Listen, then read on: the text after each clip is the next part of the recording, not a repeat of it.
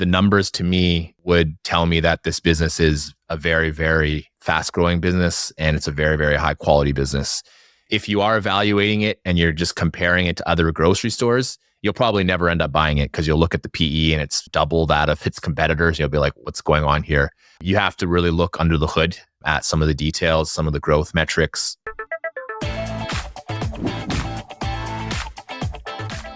So Kyle, today we're going to be doing a deep dive on a Polish retailer of all companies. It's named Dino Polska.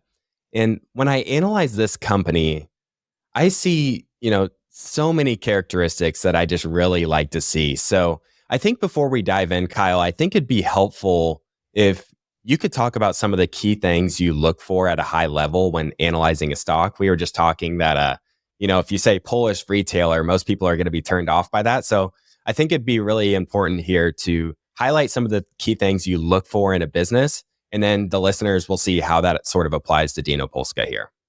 Yeah, absolutely. So I could go on and on about this for the whole hour, but I'll make it brief. So I have like kind of 10 main points. So I'll just blaze through them and then we can go on any of them more that you want to talk about. So I have high returns on invested capital, ample reinvestment opportunities, the ability to reinvest at high rates with those high rates of return, revenue earnings and per share earnings growth above my hurdle rates, which is personal for me. I use 15%. A history of great capital allocation by management, trustworthy management with insider ownership. Smaller size is preferable. The smaller, the better for me. Minimal need for debt, minimal dilution through whether that's share-based compensation or, equity financing. And lastly, just simple to understand. Mm-hmm. Yeah. I think of many investors when I hear a lot of these. I think of Chuck Ockery. He has his three-legged stool where he's looking for a great business, high returns on capital, ample reinvestment opportunities, and then great management. And then the last point you said was simple to understand. That's something many investors pull from Buffett. And then right behind me, I have Chris Mayer's book, 100 Baggers. And I also hear some of the characteristics there. So I love how it seems that you're pulling from a lot of different investors as I've gotten to know you and, apply all these lessons that we can learn from all these greats. Yeah, absolutely. Just I take whatever I can from that makes the most sense for me from the people who've done really, really well and hope that I can do well too. Mm-hmm. All right, so let's dive into Dino Polska here. And before we do, I just want to make it clear that I do own shares in this company and I plan to hold those shares for as long as the business continues to execute at a high level. So in other words, I intend to be a long-term holder of these shares in my portfolio, have no intention of selling anytime soon. And full disclaimer, I purchased those shares at an average price of 368 Polish zloty. And the shares have run up recently. It had a recent pullback and in the recent days, it went over 390 Polish zloty. We're recording on October 26th. And we actually have a policy here at TIP that any stocks we talk about on the show, we can't buy or sell shares for 2 weeks after the episode is released. And that's to try and prevent conflict of interest of the companies we're talking about. So Kyle, I believe you own shares as well. I was curious if you could confirm or not. Yes, I do own shares, and I'm jealous of your cost basis. I unfortunately found it when it was a lot more expensive, and it took some time to get in to figure out if I wanted at that price. And I was hoping that it would drop back, so I managed to capture some more by averaging my cost basis down. And yeah, like you, I'm also a long-term shareholder, and this will be one that I'm hoping to hold for many years. I also want to mention that just because we're talking about this company, it's in no way a recommendation to buy shares. This is just a stock that Kyle and I have talked about quite a lot in recent months. And I thought the audience would enjoy learning about this name and how we think about analyzing it. So with that out of the way, Kyle, how about we start with what does Dino Polska do and what is their business model? Yeah, so Dino Polska, just in its simplest form, it's a grocery store. It's mainly low-priced items, nothing, super expensive, nothing super fancy. Your regular food staples. They have fresh meat processing and which allows them to also sell fresh meat, which is a competitive advantage that maybe we'll go over a little bit later. The thing with them that is different than what most people, especially in North America, would understand is the size. It's not the same size as like a Safeway. I know that we have Safeways in Canada and the US. It's a lot smaller than that. It's probably more close to like a gas station size. Maybe it's bigger than a gas station, but it's kind of in between. So, you're not going to go there and get absolutely everything that you need, but you're going to get a lot. Any type of snacky foods, your staples, your meats, everything that you would need to eat, you would get there. So what they don't carry a lot of the international brands. Most of it's national brands. So that allows them to purchase things at good prices because a lot of the national brands are going to be manufactured in Poland. So they get cost savings on that end that they can pass on to their customers. Then their meat processing plant, they own it.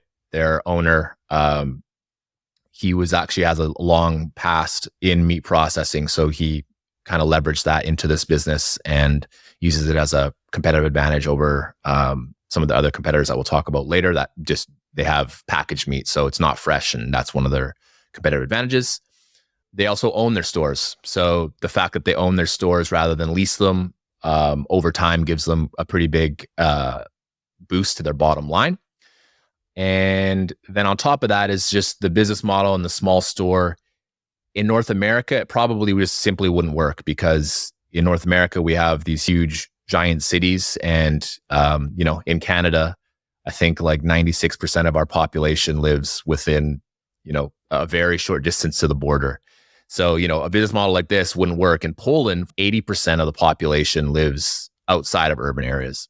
So that means that you have really, really sprawling small towns that don't necessarily have the need for gigantic shopping places.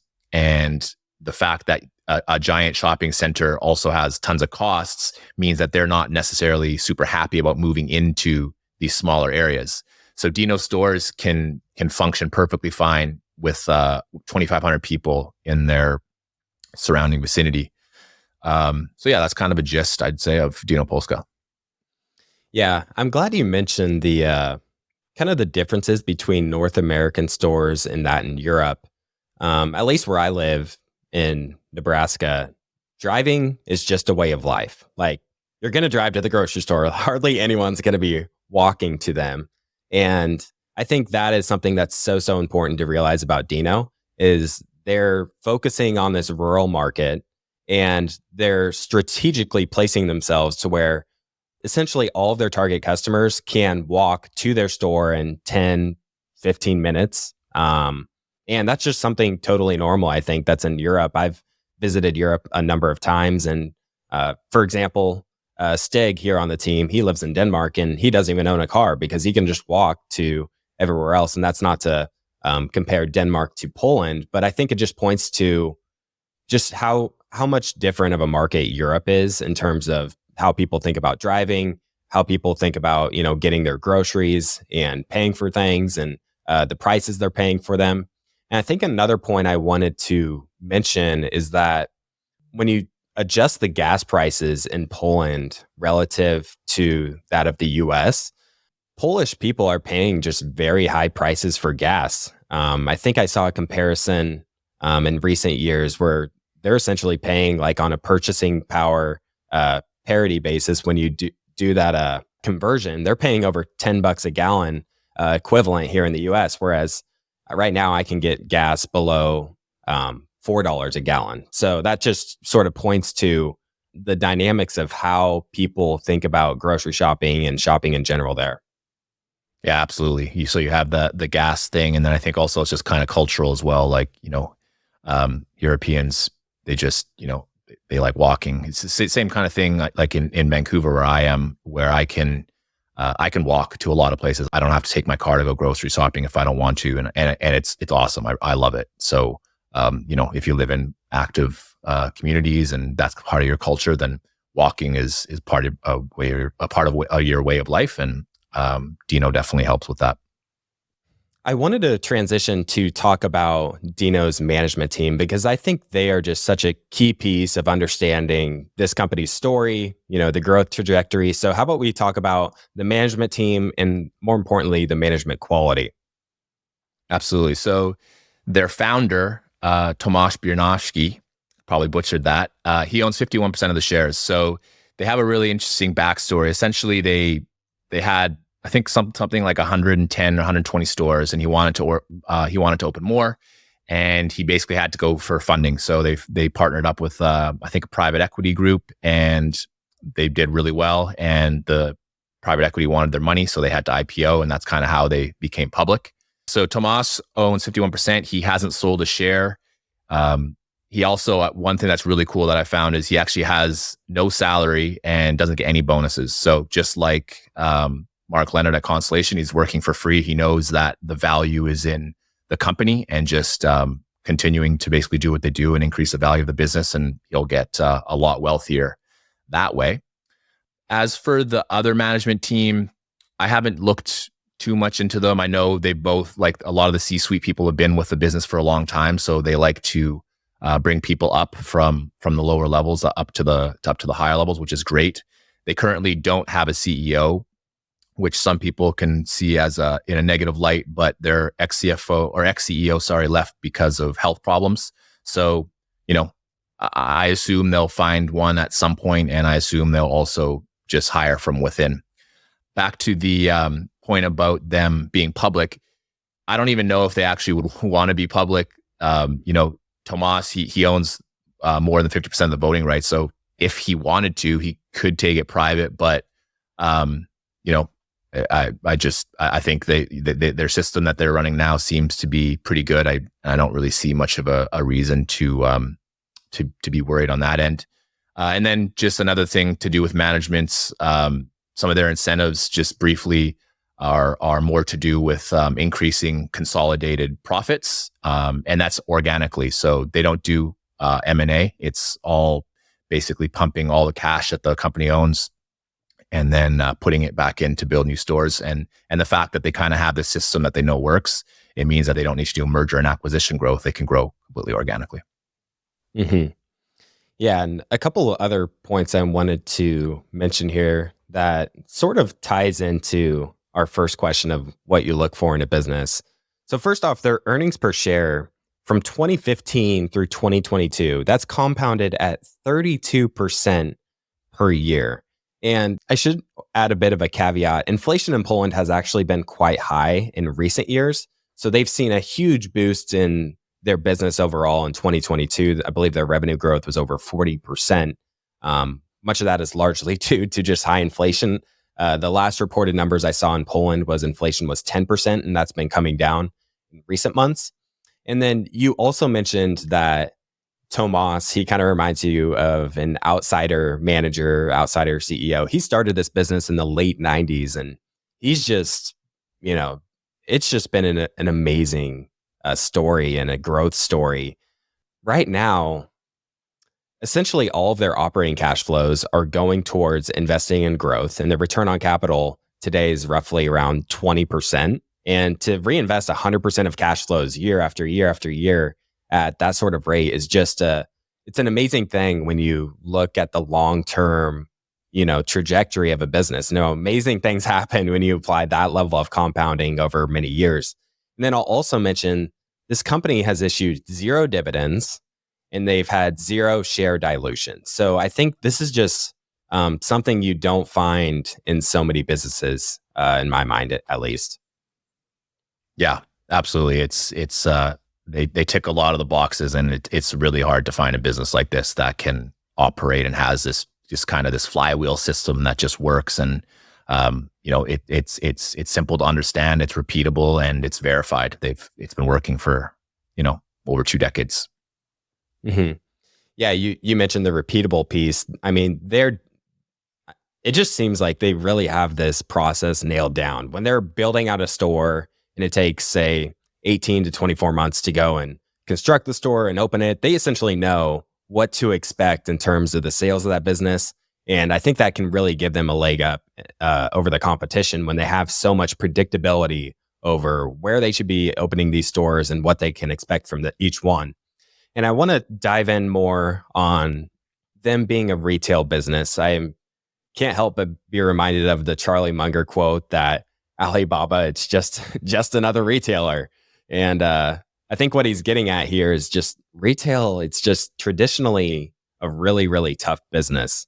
So how about you talk about, Dino's competitive advantages and, what makes their situation different? Because many investors are going to be turned off by this being a retailer, but they seem to be, an exception to the rule here. Yeah, so I mean, you're completely right, and of course, Charlie is right that retail is very, very hard. And when you look at it, Dino is in the retail industry, and so it has very low barriers to entry. If you wanted to compete, it's got reasonably low capital requirements. I mean, obviously, if you wanted to compete on scale with them, it's not quite that easy. But if you just want to open up one shop, anyone could probably do that. So what you need to consider though is just the track record and what they've been doing and what they've been doing differently. So to me, they have multiple advantages over their competitors. So when you're looking at competitors, you can kind of clump them, I think, into two different groups. There's like the big box store competitors, which we'll talk a little bit about later, like Biedronka, Lidl, and businesses like that. These are like, multinational corporations. And then there's just a ton of these mom and pop shops. And so John Kuchar at Sora Peak, he did a really good write-up on this, and he talked a lot about just basically how all these grocery stores are declining. It's kind of like a dying industry. But while the whole industry is declining, Dino just continues opening up more and more stores. So clearly there's more to the story than, just taking part of a dying industry. So back to Dino's advantages that I have. So scale economics. Obviously they have, I think it's about 2,200 stores. So they're able to buy their product at scale. Whereas if you're, a mom and pop and you're buying for one store, you're just not going to get the same prices that Dino's going to be able to get. They're a low cost provider. So they basically index the prices of their products to some of the competitors that are close by to make sure that their prices are, basically at the lowest price that you can get. Proximity to customers. So like we already mentioned, their stores are very concentrated in very concentrated areas. So if someone wants to get something in a rush and doesn't want to drive, or, just needs to walk down the block to get something, they're right there. And competitors, maybe they'll be right there for a small amount of the population, but Dino's trying to basically be right there for the entire population of Poland that's in these rural areas. And then ownership of land. Obviously, a lot of these mom and pop shops, maybe some of them own the land, but they have to have lease payments, and that obviously changes the economics of their stores versus Dino stores. And then, inability for larger competitors. So some of their larger competitors, they're doing really well there. Like their best one, which we'll talk about, Biedronka, they're not going anywhere, but Biedronka is also a lot bigger. So, and with that big size means that they can't open their stores in these smaller, rural communities of 2,500 people. It's just not going to work. They're not going to be able to make the amount of revenues needed to, cover their fixed costs. And it's just a losing operation. So their ability to stay in these smaller areas is a huge competitive advantage. And then just lastly is just excellent unit economics. They, from their past and their experience, they know how much money they're going to make. They know when they're going to break even. They know when a store basically gets to maximal profitability, which is 9 years. And they know what they're doing, and they're just running their system, and it's working really well. And grocery stores, this isn't anything revolutionary. These stores are all over Poland and all these towns. And Dino, they started on the west side of Poland, and they're gradually working their way east. So to see this company growing their store base at something like 20+% per year, given that there's already all these other grocers in the town. So how are they able to do this? Yeah, so their opening rate Um, it's gone down a little bit. It was at like, I think it was like 23% basically since they've been showing their numbers publicly. It could have been higher earlier on. I don't know. And over the last few years, I think 2022 it was 18%, and this year's around 7%. So it's going down, but I think I think it'll go back up. It's just right now, just given what's going on in the world and everything, I think they're just being a little bit conservative, and that's why they didn't kind of stick to their 300-ish number. That seems to be a pretty good target for them on a yearly basis. So how are they able to just continue opening stores when, it's nothing revolutionary? Basically, I think the big reason is that they basically can just underprice their competitors. And unfortunately, a lot of these kind of legacy places are owned by people who've owned the store for, mom and pop places. They've owned it their whole life. And, the kids, they don't want to own the store. So, once the owners want to retire or, don't want to do work in the business anymore, the business usually it's gone. Maybe they'll be able to find someone to sell to, but I think probably for the most part, and judging by the data of the decrease in stores, they're probably just closing shop. Yeah. And then a lot of the other reasons were reasons that I just mentioned with the competitive advantages. Those smaller mom and pop shops, it's not possible to compete with them on price because of volume. And you might get people who like supporting their little local places, which is fine and great, and that's why I'm sure a lot of those mom and pop places will be around. But as a whole, it seems like it's going to be really hard to compete with Dino, and they're doing really well. And so they're scaling. They're very big in the West, where they basically were founded, and now they're moving more and more eastward. But they, even in the West, they still have places and to go that they can increase the density of their stores. That's kind of how I think they're able to continue opening up at pretty fast rates, even while there's competitors around. Mm-hmm. I'm glad you mentioned the SORA research earlier. That research, it outlined, essentially that Dino has the best value proposition. You look at the assortment of products. Most consumers can get pretty much everything they need in this small Dino store. They have the lowest prices. They do a lot of price matching with the discount stores. So oftentimes for the majority of their products, you're going to be getting the lowest price available. And then the best location. So it's just very convenient for consumers that, need to go pick up their groceries. So newsflash to anyone, when you offer a superior value proposition, a lot of times you're going to be stealing share from competitors when you're offering that superior value proposition. And I'd like to talk more about the importance of the stores being small, because many of Dino's competitors have these larger stores and they seem to be more centrally located in these towns or cities, whereas you can have Dino's spread out all over the place, which sort of relates to the convenience. And I think there's so many advantages in them opening these smaller stores. So I'd love for you to expand on this. Yeah, absolutely. So the average store size is about 400 square meters, which comes out to about 4,300 square feet. So, not big by any means, but it's a decent size. And I think because of the smaller size, it's a lot easier for them to find places to open them, right? They don't need these big lots. They don't need to be, stuck in between giant buildings. They don't even need to actually, like, they most of their stores follow a similar blueprint. They all kind of look similar, whereas a lot of their competitors will have to change the layout of the stores depending on whatever's available for them to lease. So that helps them save a lot of money. It helps them save a lot of time. They don't have to think and hire contractors to figure out all the little nooks and crannies of how they're going to fit everything in there. And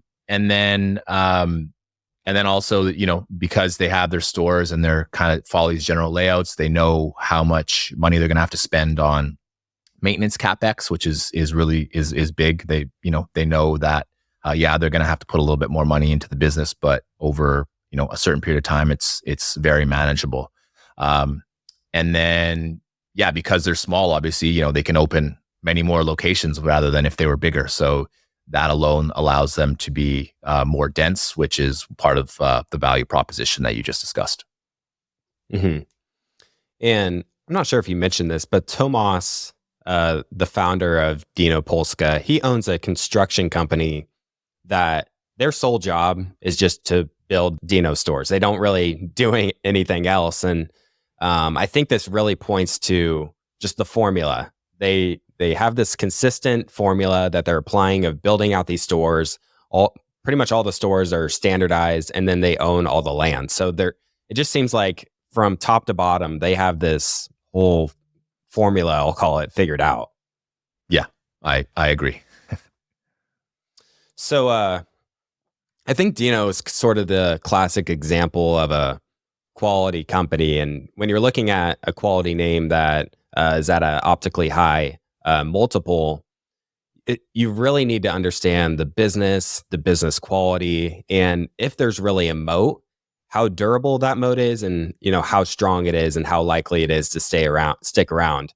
And I think there's sort of a quantitative aspect to this as well as a qualitative. You need to understand, the competitive advantages we've talked about, but also sort of link that to the numbers. And I wanted to mention some of the numbers here for Dino. They had over the past 5 years, their average return on invested capital has been around 20%. And that's something that's been steadily rising over time. And then when I look at their average sales per store, it was just under $6 million in 2014 was the average sales per store. And that's grown to 8 million per store in 2021. That's about a 4% increase per year. So you can see that each store is gaining more and more sales each year and not, being disrupted by competitors. So that is also something that's really good to see. I look at the gross margins. Those were 22% in 2014, and that's risen to 24% in 2022. And I think margins can sort of point to a moat staying intact. Operating margins, those have also trended upward. It's grown from 5.7% to 7.8% over time. And then margins, they actually took a slight hit in 2021. And that was actually because of a turnover tax that was implemented. So it's something that was more external and not to do with their, how they're doing their operations and what's happening internally.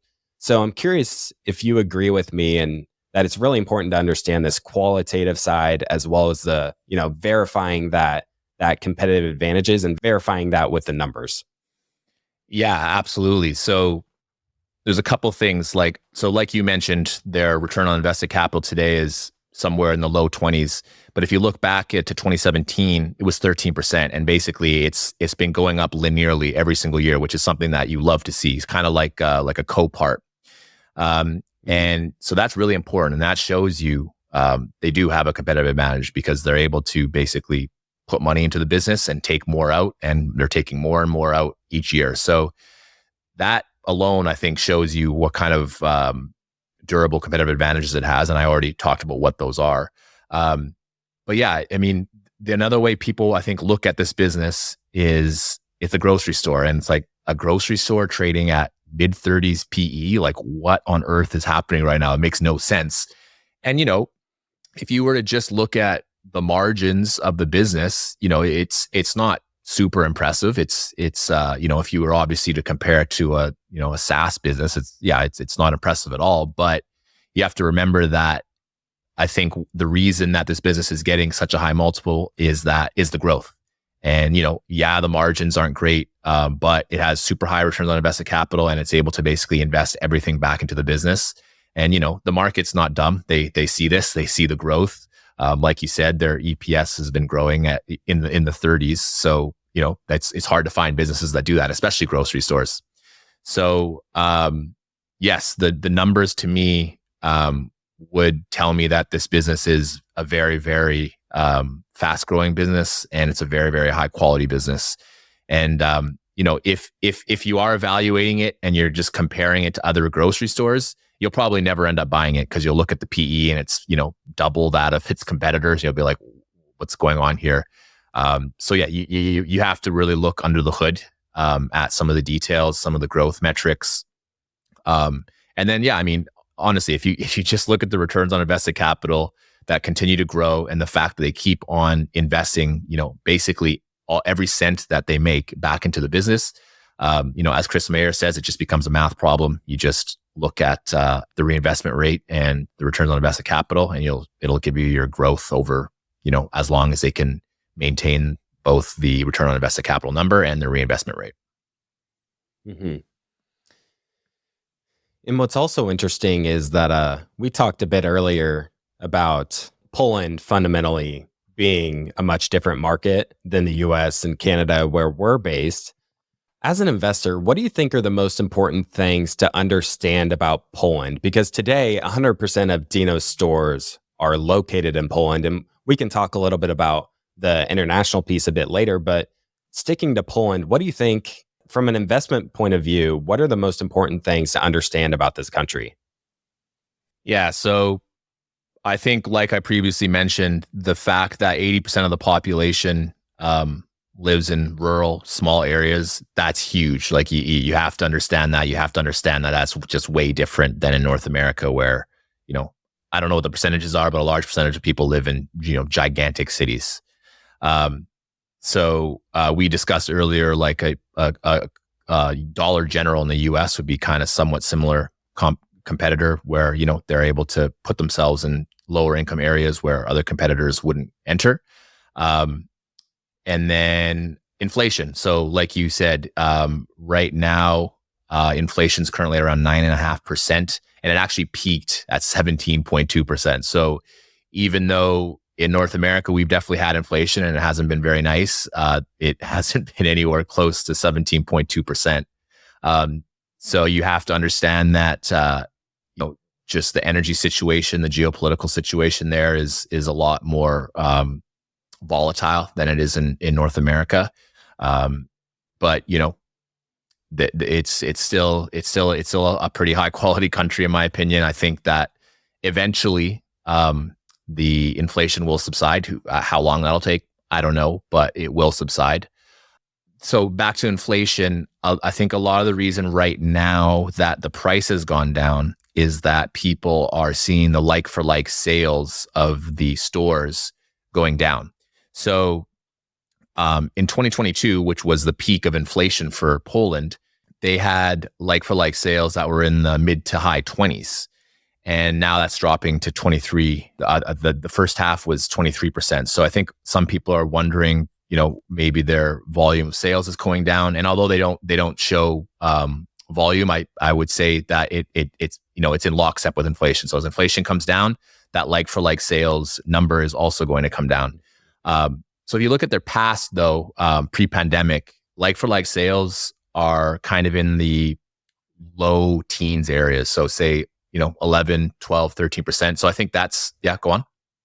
And for those not familiar in the audience, can you talk about what like-for-like sales is and why it's important? Yeah. So like-for-like sales would be, basically looking at their store's revenue for 1 year and then looking at the store's revenue for the following year. So obviously, if you have like-for-like sales going up, that's really, really good. It means that your stores are selling more stuff.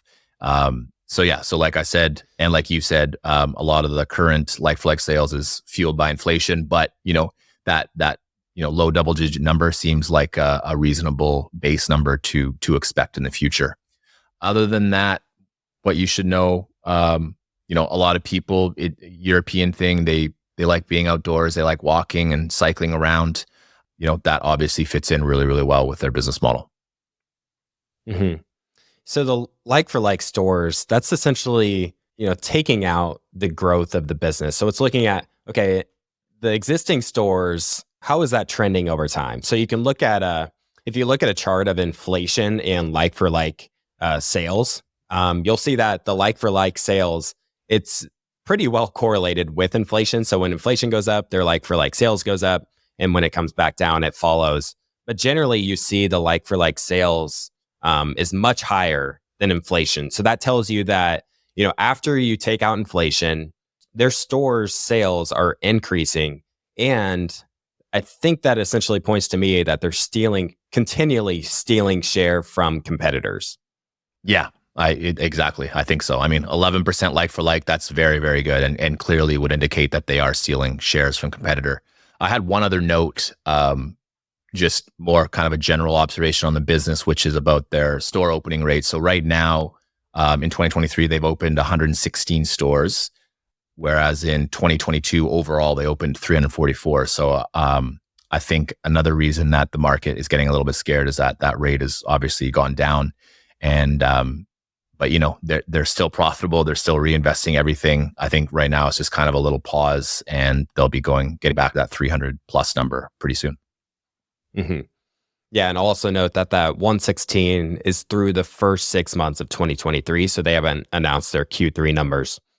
I wanted to talk about the competitive landscape because we've talked about a lot about Dino and sort of what makes them special. How do you view the host of other competitors that they're having to deal with in terms of the grocery landscape? Yeah, so I talked a little bit about Biedronka, which seems to be their biggest competitor. So Biedronka is a store, but it's part of a multinational corporation called Geronimo Martins. And Geronimo Martins is big. They have a lot of cash. It's a solid business as well. But the thing to remember is that they have their own business model, does Biedronka. And if they wanted to really compete with Dino, it would require them to significantly change their business model. And I mean, they could if they wanted to, but all signs pretty much point to them just kind of continuing to do what they're doing. So Biedronka grows their sales kind of at that 3 to 4% per year. They're kind of a mature business growing at, kind of basically with inflation, nothing too special. I know they are still adding stores and stuff, but they can't add anywhere close to the amount of stores that Dino has. Cause like we said, they have to be generally in these urban areas because they need the population around them to sustain their growth. So I think Dino and Biedronka will probably, continue growing. I don't think Dino Polska is necessarily going to take too much share from Biedronka. Biedronka sells, multinational brands, whereas Dino doesn't. So they have somewhat different models. So for people who care about getting those multinational brands, then yeah, they'll continue going to Biedronka. And for people who live in urban areas, if there's a Biedronka close by, I'm sure they'll still keep going there. But I don't really think that's too much of a detriment to Dino's overall strategy. And then when you think about it, Dino's been around since 1999. They now have 2,200 stores. That's over 2 decades. So if someone wanted to come in with deep pockets, I guess they could just do the whatever Burger King model and open up a shop right next to every single McDonald's, and in this case, every single Dino. But I don't think that's a very probabilistic scenario. I just wanted to jump in here and tell you about this new valuable resource that we created for you. The biggest challenge to taking control of your personal finances, improving your investment returns, and building a better future is just getting started. This means getting organized, having a plan, and being disciplined. As Mark Twain once said, the secret to getting ahead is getting started. If you're not satisfied with where you're at financially, whether that be not having enough savings at the end of each month, watching your cash being eroded away by inflation, or maybe you're not sure where to get started with investing, down in the description below, we put together a free guide for you called The 4 Simple Steps to Take Control of Your Personal Finances and Life. You can get this free guide by clicking the link in the description below. Mm-hmm. So you have Biedronka, you have many mom and pop stores. Do you see the landscape pretty fragmented? Is there's many other players, or is it an industry that's more so, consolidated into just a few players? Yeah, no, I would say it's pretty fragmented. So obviously you got some of these big players at the top. And I would say that a lot of them probably aren't going to be going anywhere, but a lot of these smaller players, they can't compete with Dino, unfortunately. And I think that the market share they're taking, a lot of them is going to be coming from them. Mm-hmm. And I know valuation is something you're not overlooking. And to say that you initially purchased the stock, something like mid 30s, higher 30s PE ratio, probably says a lot about the quality of how you see Dino.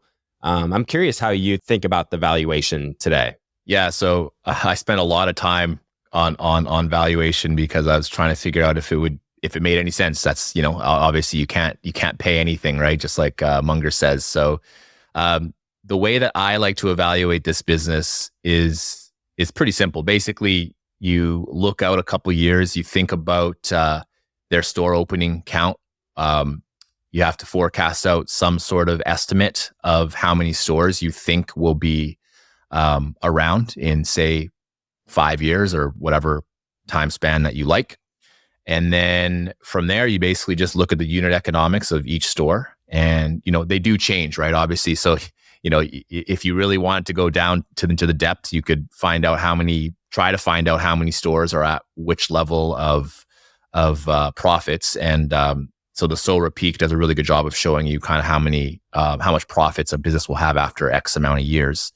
And then basically you just multiply those two numbers. So if, let's say they're going to have 8,000 stores in 10 years, then you just multiply that by whatever the economics are for each store. And there's kind of your earnings number. And then you're just going to apply a terminal multiple. And that's another part where it can be a little bit difficult because obviously right now they're still in that growth phase. So right now, yes, they're going to be getting that kind of growth phase earnings multiple. Whereas, once they start saturating Poland and they can't open anymore, they're going to start becoming more of a mature business, which, with all the cash they have, kind of the simplest thing to do is dividends and buybacks. And, once it gets to that point, is it going to have a mid 30s PE? I doubt it. But they do have some other growth levers that they can pull as well that maybe we can get to talking about. So yeah, that's kind of how I look at valuation. In the mid 300s, it's really, really well priced. I think you're looking at, like a very high teens, maybe even low 20s rate of return for the next few years. Mm-hmm. There's a couple other points I wanted to mention here. First, do you know what their total addressable market is in Poland and where they're at today in terms of their store count to give sort of a reference for how much room they have to grow just in Poland alone? Yeah, so they think they can get to about 10,000 stores in all of Poland. They're at 2,200. So that's kind of like a base number you can use. I mean, you can go and look at the math that they have. So one store for every 3,000 to 5,000 people. So that comes out, I believe, to somewhere around 10,000. Yeah. So that, that can be a number you look at. And if you look at that number and you can come to some sort of conclusion as to when they'll reach that number, then you can just find out what the valuation is going to be at that point and work backwards. Mm-hmm. It's just so interesting for a company like this that has this repeatable playbook that they've used for so many years. And then to see they have tremendous potential still in Poland. But even after that, you look out 5+ years, they can start going off into these neighboring countries and just start repeating the playbook in some of the neighboring countries that have, similar economies, similar consumers. And, I was talking with Shri from SVN Capital, and he said that Dino Polska in many ways reminds him of Walmart in their early days, where they figured out this formula. They figure out the market and the consumer they're targeting. Walmart in their early days very much focused on the rural. And and he said Dino reminds him quite a bit of Walmart. So it's amazing to think, they not only have a lot of this potential in Poland, they can expand internationally. And since they own the land, there's a lot of different things they can sort of do in terms of expanding into new verticals of what they're going to be able, how else they're going to be able to, increase the lifetime value of all their customers. I just sent you a note today. The person who did that research that we referenced, he mentioned an article that talked about the potential for Dino. They're hiring for their oil subsidiary. So maybe potentially they start open up gas stations on their properties. So that's just one of the many verticals that they could expand into. Absolutely. And, they already have, they've already put on solar panels on a lot of their stores as well to help save on energy costs. And they also have a small segment in self-storage as well at their store. So, they do all sorts of little things to try to increase the value of their stores. And they're very, it's small things, but it's innovative and it's really interesting. And I think they'll continue doing that. And another point I wanted to mention is earlier I talked about how Tomas, he owns this construction company that builds out all their stores. And when you run the numbers on something that's growing at 20% per year, and currently, or 2022, they built over 300 stores, eventually they can only build so many stores in 1 year. I'm curious what your thoughts are on, when they maybe hit that limit or if they've hit it already because their growth has slowed. And since they can't deploy all of their cash flow anymore, I'm curious if you've thought about what they would do with that excess cash. Eventually they're not able to reinvest in just building out stores, so they're going to have to figure out what to do with that extra cash. Yeah, so that's a really good question, and I've actually gone on to Crot Invest's website, which is not very helpful, but it does show they actually are hiring. So my assumption is that they're continuing to try and grow at whatever rate that they can. Right now, obviously, they're just building Dino stores, but there's no reason why, as a business owner of that business, maybe he eventually goes out to building for, other clients as well. So I think that, that 300 number seems like it's doable right now. And if they plan on improving that number at all, obviously they're going to have to bring on more labor. Yeah, I don't really see that as a huge concern because, as long as they continue opening up more and more stores, I think they should be good. And then in terms of the capital allocation, I mean, like you just mentioned, things like all these options. So they have so many options. They have, gas stations. Obviously, that's super small. They just actually purchased, I think, a couple of weeks ago, this online. I think it was like cosmetics retailer, pharmacy, right? Was it? Yeah. So they're I was in the pharmacy space. Yeah. So pharmacy, cosmetics. So they're moving into other spaces, and these are all really small bets, which I love because I think it shows you that they're attempting to just kind of do the Google other bets model where they're taking these small chances, and if one of those can scale up and add 5 or 10 years so that they can keep reinvesting at high rates, well, there you go. That's awesome. And then again, obviously international expansion, that, if they had the ability to expand internationally, that extends their runway significantly. But the international expansion, I feel is kind of like you get a call option on that. Who knows if it's going to work? It's because obviously with Walmart, they expanded in the United States.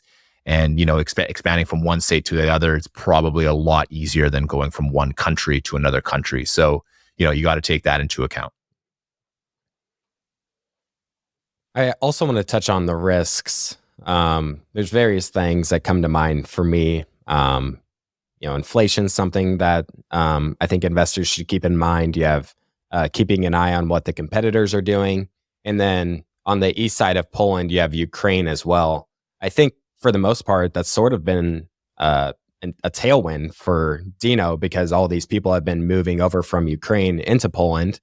So more people venturing into their stores. But that's also something investors, I think, should keep in mind is the war that's going on the east side. I'm curious what your thoughts are on the biggest risks for Dino Polska investors. Yeah, so I completely agree with you. Geopolitical risks, definitely a big risk. And if you're not comfortable with a country that neighbors Russia, then you probably want to stay away.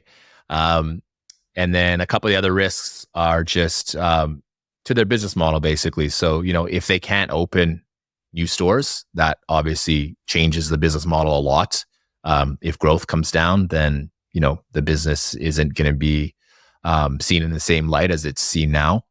Well-funded competitors trying to clone their model, we kind of discussed that a little bit.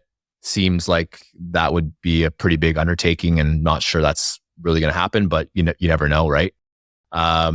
poor relationships. So obviously, they deal with national suppliers, not international suppliers. So if for some reason they developed a bad relationship, it might be harder for them to source their goods. So, obviously they don't have any history, it seems, of that problem, but it's something to be aware of.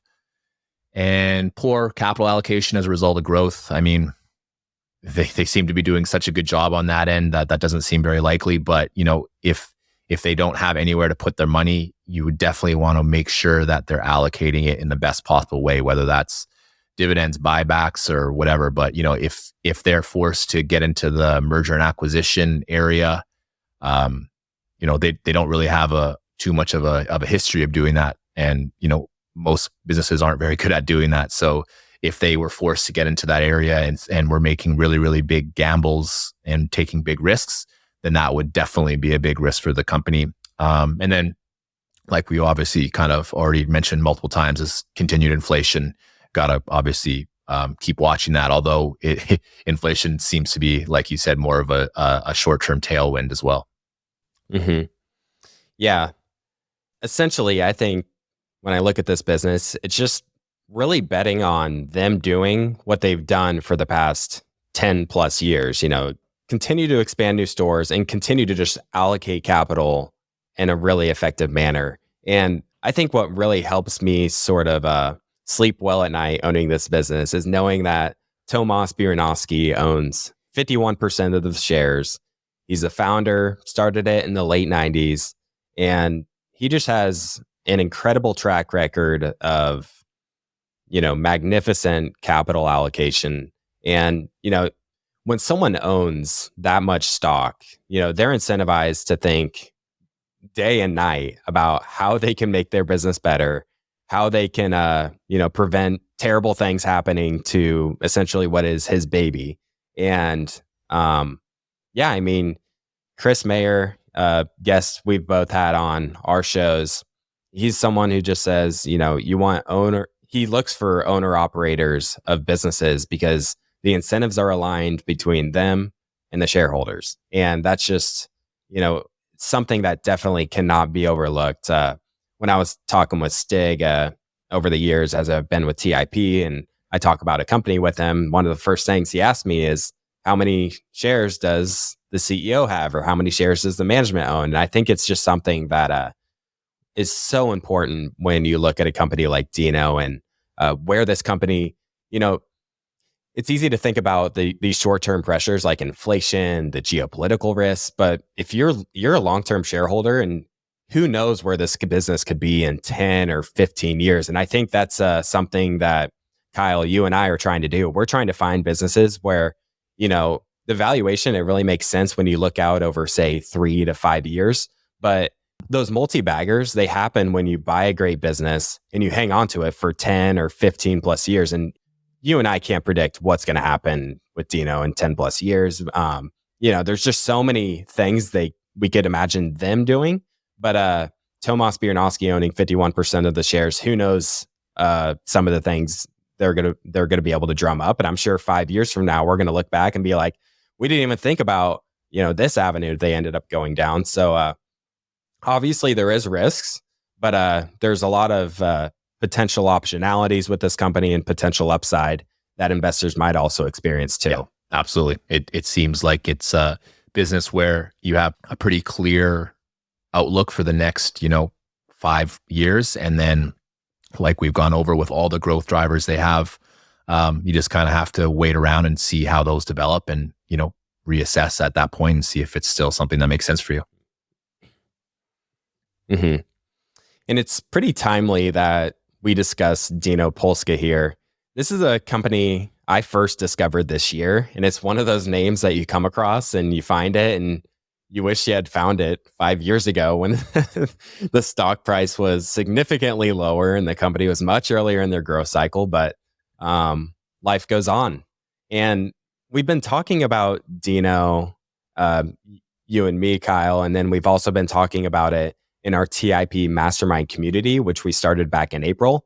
And I wanted to talk about our TIP Mastermind Community because so many people in our audience don't really know about it, or they maybe have heard about it once, but aren't sure what exactly it is. And I think those that have joined it have just found tremendous value being a part of it. For those who aren't familiar, the TIP Mastermind Community, it's a community that was created by investors for investors. And it really offers so many different benefits for its members, a few of which that I'll mention here. We have weekly live Zoom calls, so we're continually just chatting amongst ourselves, chatting about the markets and such. We have an online forum where we can talk about stocks, talk about things that are happening. Kyle, you and I have been sharing some of the earnings reports of our companies that are reporting earnings. We have 2 live events each year. So we just had our live event in New York City, and we're planning our live event for Omaha, which I'll be chatting about here shortly. From time to time, we bring in special guests for Q&A sessions. For example, this year we've brought in Chris Mayer and Gautam Bade. So they've come in, chat with the community, and those have been extremely popular. Sometimes we talk about books we've read or books we've reading. For example, in a couple weeks, we're going to be talking about one of Nick Sleep's favorite books. It's titled Zen and the Art of Motorcycle Maintenance by Robert Pirsig. And unexpectedly, it's been a pretty tough read and tough one for me to get through, but I'm getting a chapter or 2 in each day, and we'll be talking about that in a couple weeks. And then another thing that I think members have really enjoyed is our roundtable discussions. So occasionally we have members come in and just essentially share a stock that they've been analyzing, share a stock that's in their portfolio. And I think the bottom line is here that, Kyle, you and I have been doing a lot of different things with the community here. You know, I know certain things are going to appeal to certain people, and it's just pretty cool. We're able to offer all these different things and really help a lot of people out in a lot of different ways. And when I think about the mastermind community, and I think back to when I myself was a listener of the show, I really had trouble continuing to develop as an investor outside of just listening to the show and looking at stocks on my own. It's nice to be able to hear people talk about the stocks they're analyzing, and kind of, you know, you not only hear about the stocks that they're talking about, but you're hearing about what it is they're looking for. And you're hearing, you know, some of the discussions we had today, like some of the risks. Like when you hear someone talk about a stock and the risks, you might hear some things that you might not have even thought about themselves. So there's really a lot of power in being in this network and being in this community. And another part of it is, like, many people are just kind of scratching their own itch when they're a part of this. I had some members when I was on a call with them tell me that they're just tired. Their wives are tired of them talking about investing each evening. So this is, you know, a nice way to connect with others that are investors. And Kyle, I'm sure you can relate to many of this. I met your wife in New York City not too long ago, and it doesn't seem like she loves stocks quite as much as you do. And ironically, if it weren't for the TIP Mastermind Community, Kyle wouldn't have joined TIP, because I happened to invite him to come chat stocks with the group. And pretty quickly, he ended up joining forces with our team and being the host of our Millennial Investing show, and then in helping us build out the community we have here. So currently we have around 80 something members, but we're going to be capping it at 150 members. And we really want to assure that we keep the group high quality. We set a really high bar on who we allow in. I think that's just something that's so important to ensure that when people, you know, hop on the forum or they join a live event, they know that they're going to be surrounded by like-minded investors and people that essentially aren't going to be wasting their time. So that's why we require members to apply to join the group. So I mentioned the live events and meeting in New York City, Kyle. I was curious if you could tell our audience about some of the things we did in New York City. And I'm curious also what your favorite part of our live event was. Yeah, absolutely. New York was an absolute blast. We did tons of awesome stuff. We had excellent meals, stimulating conversations, and some really fun outings. The couple of the outings that really stood out to me was the JP Morgan Museum, which was really fun. Got to see his library in person, which is like, oh man, I think everyone in the group was in awe of his library. It was like a dream library, and just the breadth of his knowledge and the amount of books he had and the old books he had. It was absolutely incredible. And it was really nice, again, just looking at these things with other investors and, you know, trying to ask questions about what he's studying that didn't even have to do with investing, and trying to connect the dot with, with investing and with other investors. So that was really, really fun. And then some of, the other events we did, walked across the Brooklyn Bridge. We went to the comedy club and had a blast there. And then tons and tons of awesome meals and lots of laughs and walking around the city. It was a blast. But more so than all those activities was just the relationships building that I made. I mean, I made some people who I consider my friends now.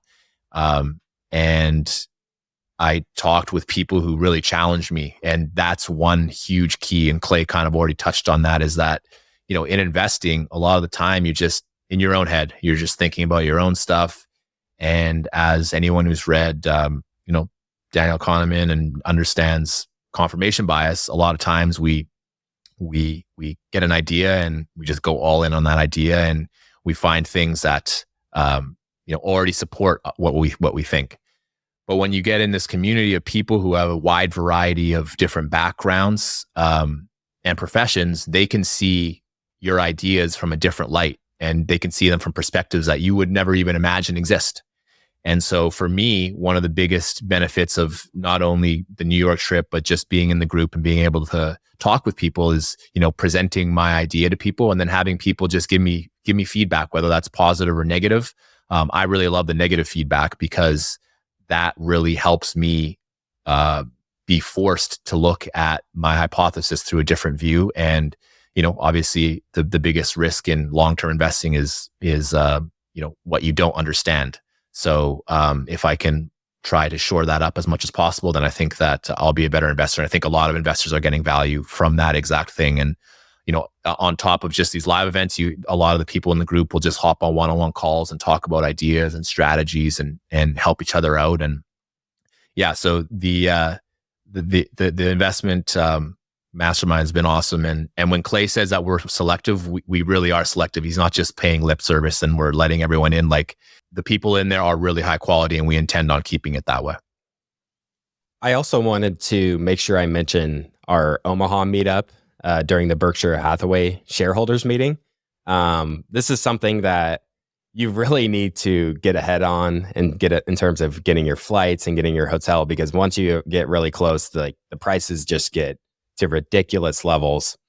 So we're in the early stages of planning some meetups in Omaha, but we definitely plan on hosting 2 social hours with the community. As many in our audience are aware that went to Omaha, we did a number of free meetups last year in 2023.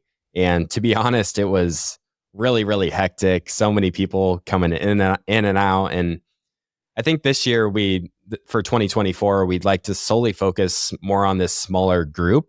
And one thing that sort of stood out from 2023 is you're meeting so many people that you don't previously know. So it's mainly just a lot of the surface level conversations. And one thing that was different about New York was people knew who they were going to be meeting when they got there and attended all these events. And, the meaningful relationships is just like, why many people are a part of this group. And when you join a group like this, like, for sure, meaningful relationships are being created. And we do things like have everyone who's going to attend fill out a member card so they can tell a little bit about themselves, some things they're struggling with, some things they're looking to get out of the group, maybe be a little bit vulnerable of like what they can offer to the group. So, just doing small things like that really can lead to these really amazing conversations. And just the other day, we had a Zoom call. I called it an entrepreneurship roundtable. So essentially, I brought in a handful of entrepreneurs in the group. And man, it's just incredible. Some of the people that have joined, for example, one guy out of California, he started a cloud business in the late 90s, ended up selling it around 2015. And it's just, holy cow, some of the people in here. Now, I also wanted to mention too that for the mastermind community, we actually have some members that work in finance, and they use the community sort of as a way to bounce ideas off of others. And that is something I would love to, attract more of. So like, if you're listening and you're listening in finance, like, I highly encourage you to check out the group. I think you'd find a lot of value in it and then have the opportunity to network with others who work in finance. Like some manage a small fund, some work for very large firms. And, it might be portfolio managers, you might be an equity analyst. And to my surprise, some people in the group even have their membership paid by their employer because the community essentially helps them do their job better. So that also might be a path that some of our listeners consider. So if the mastermind community sounds like something you'd be interested in joining, first I'll say that since we're keeping the group capped, I'll mention that the price of admission is north of $150 a month. So I certainly know that it's not for everybody. When I was thinking back when I was first started investing, it's not something that economically made sense for me. So it's definitely not for everyone in our audience. And I'll also mention that these live events that we do, it costs a lot for us to fly into the cities we're attending, the hotels we're staying at, and all the events we're putting on. So there's quite a few costs that are associated with all the live events we're doing. And then Stig, Kyle, and myself are really dedicated to putting the work in and providing value to the group and just giving people these great chances to network with others, both offline and online. So if this sounds like something you'd be interested in being a part of, you can learn more and join our waitlist to apply at theinvestorspodcast.com/mastermind. I'll repeat that once, theinvestorspodcast.com/mastermind. We'll also include the link to the show notes as well to make it easy for you to sign up for the waitlist. And if you really want to attend our Omaha events, again, this is something you want to get on top of. And maybe you're also interested in being a part of our VIP group, which is a very small number of people. Then you can just simply email me. Just shoot me a note at clay@theinvestorspodcast.com. My email is clay@theinvestorspodcast.com. And we do expect the VIP group to fill up quickly. And it's going to take maybe a little bit more time to get to that 150 hard cap for the mastermind community. But we have been hiking the price over time as more value has been added and more great people are joining the group. So if you're interested, I'd encourage you to get on top of that and join our waitlist or shoot me an email. Please do not hesitate to reach out. I'd be happy to help or answer any questions anyone might have. So with that, I think we will close out the episode here, Kyle. So thank you so much for joining me today. I appreciate all your insights and all your help for me on Dino Polska. I'm really excited that we're able to share this one with the audience and share some of the analysis that we did. And I really look forward to seeing how this one does over the years. So me too. Thanks again. Thank you. But I believe if we pick and choose the quality from that group, S&P 500 or MSCI or whatever that may be, and stick to these few investment criteria over time, we can arrive at a number that's much better than the market.